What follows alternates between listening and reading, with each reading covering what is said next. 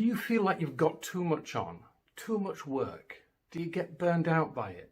Well, in this video I'm going to share 5 easy ways to avoid that burnout, and hang around for the bonus tip at the end. My first tip is to stop multitasking. I realise that might seem counterintuitive, because surely the more we do at the same time, the more we'll get done in total, right?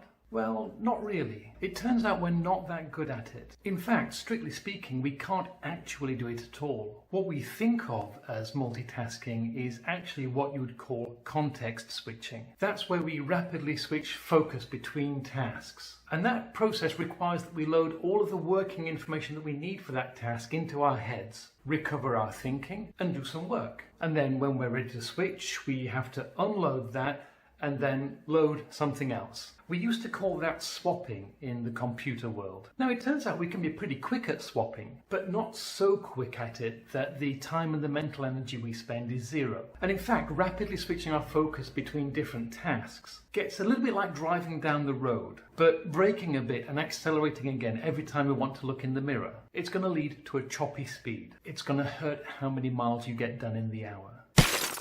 And in fact, it's estimated that when you multitask, you lose about 20% of your productivity. So resist the urge. Single task. Do one thing at a time. And to be able to do that, you'll need my second tip. Tip number 2 is to make a backlog and to use a tool to do it. To single task effectively, we need to make an inventory of the work that's ahead of us. We need to list out the order in which we're going to do it. And we need to break it down into smaller chunks that are easy to do. Yes, that process takes time. Yes, it's an overhead. But it's an overhead that gets us into single tasking so that we can motor through our work one small task at a time. So we can pick the next task from the top of the backlog, do it and get it done. And then pick the next one up. Having it written down on a list like that helps you take back all that mental capacity that you were spending on multitasking. And there are plenty of free tools out there that you can use on your laptop and on your mobile device to do this. I use Trello myself because it's nice and simple.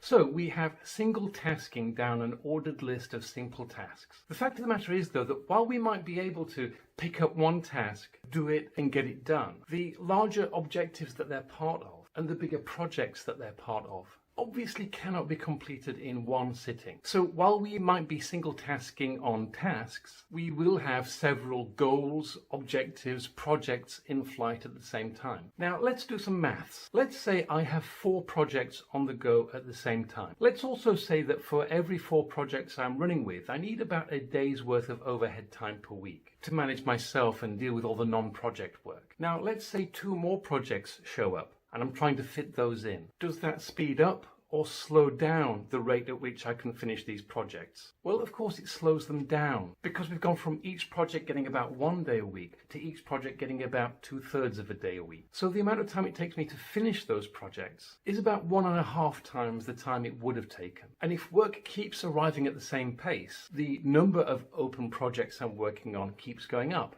and the time it takes to get anything finished keeps lengthening out. And that becomes a vicious cycle. To avoid that vicious cycle, and to help us avoid burnout, we have to keep the amount of work in progress limited. We have to keep it down. That means we need to get things finished, not drown in exponentially increasing work in progress. So I have a motto for you. Stop starting, start finishing. Once something is started, focus on getting it done. And to help you do that, you're going to need my next tip.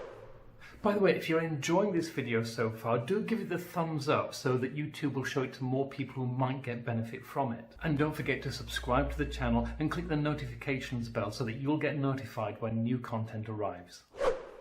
To avoid work building up, we need 2 additional techniques. One is that we need to give up on perfection and learn to be happy with good enough. Have you heard of the Pareto principle, or the 80-20 rule? It comes from economics, but it can be applied to personal productivity. It predicts that 80% of the value of the work that we do will be produced by the first 20% of the work that we do, and the remaining 20% of the value comes from the remaining 80% of the work. Some people call that the law of diminishing returns. The numbers themselves might not be precise, of course, but it's the idea that matters. The point being that it takes a lot more time to go for perfect than for good enough. Now, let's be clear, tasks may have a minimum bar of quality that's tolerable. Good enough for a doctor performing surgery, for example, is still going to be quite a high bar. But for what you're doing, what is good enough? Figure it out and write it down on the task card on your backlog so that you know what you're aiming for to be able to move that card to done. Just like you see me doing on this card here. There's something else you may need to do, which we'll get onto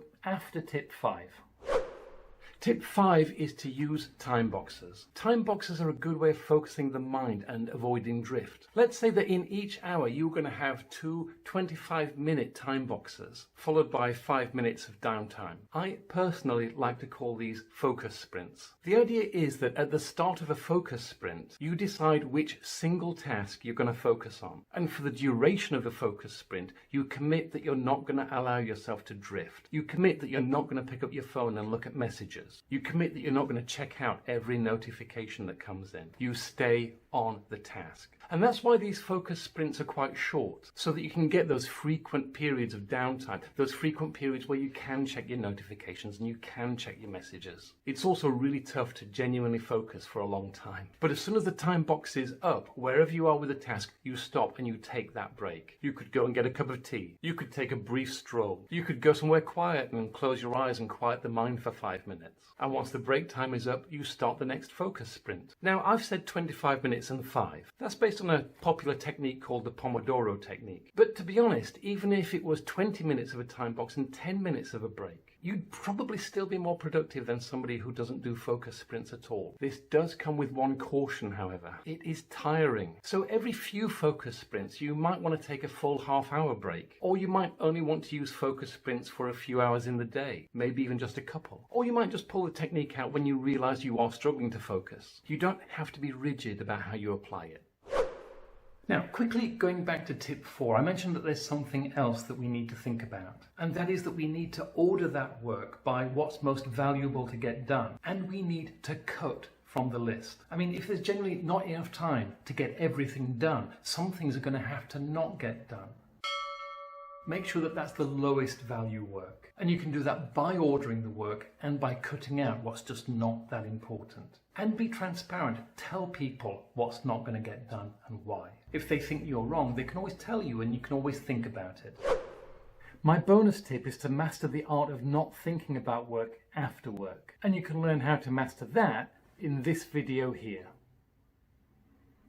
This is Steve, and I wish you health and happiness.